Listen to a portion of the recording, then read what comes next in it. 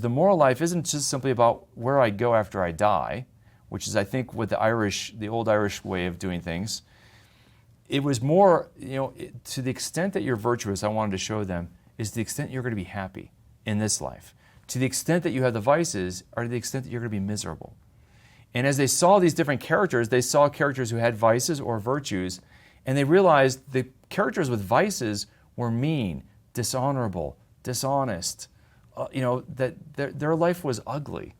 And that the characters that displayed virtues were noble and magnanimous and honest and humble and generous. And they were the kind of people they wanted to be and be around.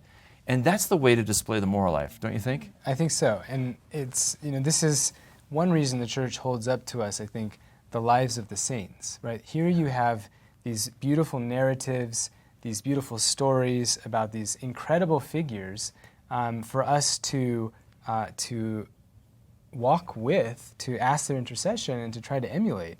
And so one way that I try to incorporate this actually into the short courses is each of those short lectures actually begins in the middle of a story of a life of a saint. Wow. And we kind of pause the story at a critical moment and say, okay, so we're going to come back to that to see how this resolves.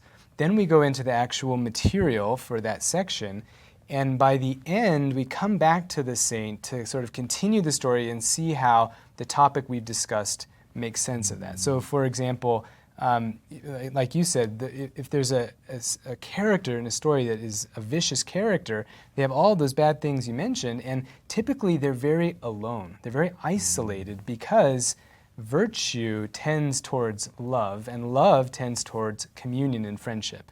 And so we see how this can play out in the lives of the saints, where those who antagonize them are typically isolated and alone, and the way that they triumph in love is what leads them into the communion of a family, of religious life in their community, and above all, communion with God. So the lives of the saints can be a really great tool, just following on, I think, this pedagogical insight that you've mentioned about a narrative approach. And so I've also found that very effective in the classroom of my home with my little children, and also at parishes and in the classroom here at our graduate school. So narrative is a great tool. It really is. I love that you use the narrative of the saints, that these lives of the saints. I mean, Pope Benedict talks a lot about how the saints are to be the witnesses, and I know he was one of the architects, the main architect of the Catechism. And the third pillar begins with a quote from St. Leo the Great, right? Mm-hmm. Saying, Christians, live according to your dignity, right? And he's kind of echoing Paul, live according to the gospel, walk in a way or live in a way worthy of the gospel which you've received, St. Paul says over and over again. And Leo the Great begins with that quote. And let's just talk about, if someone's going to start reading the third pillar of the Catechism, how should they approach that? Yeah, well, that opening passage from St. Leo gives a really important principle. Christian, recognize your dignity. You've been granted so great a dignity by God, and we need to recognize that and live up to it. And it's this beautiful opening. And right after that, the Catechism tries to position where we find ourselves actually at the beginning of that third part. And it does such a beautiful job of showing the unity across the whole of the Catechism.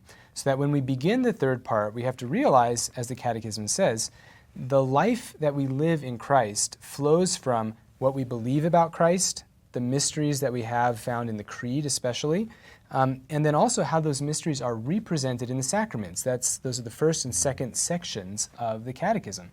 And so once we see those mysteries and have them represented to us in the sacraments, then we're called to be empowered by them and to respond to them. And that is the moral life, that third part of the Catechism. And the beautiful kind of undercurrent of the moral life is prayer. That's the fourth part of the Catechism.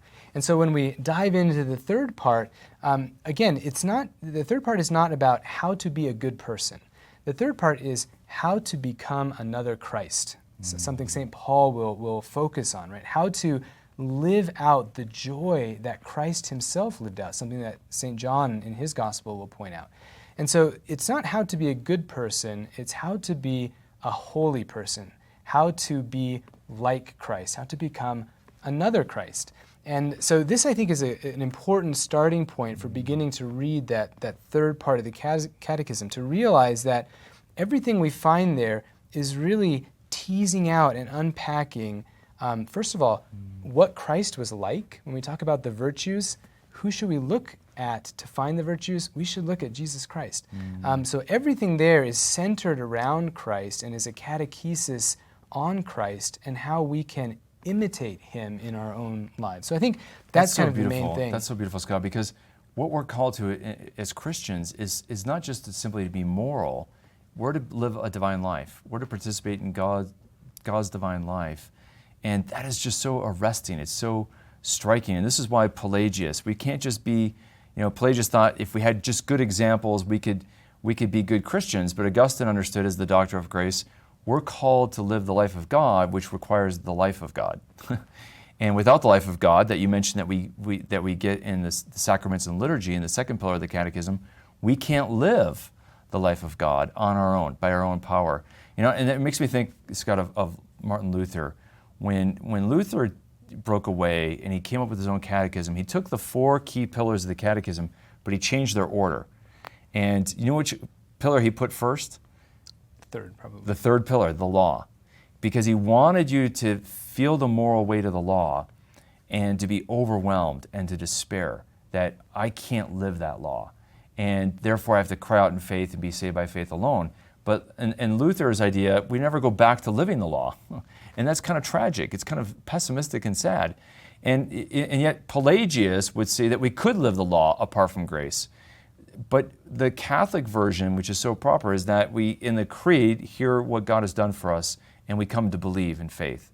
And then, as you mentioned, the second pillar is the sacraments and liturgy, the grace we get in Christ. And by living in that grace, then we can live the third pillar, which is the moral life. In other words, you can't live in the third story if you don't have a foundation built on the first and second story of the building, so to speak. Right.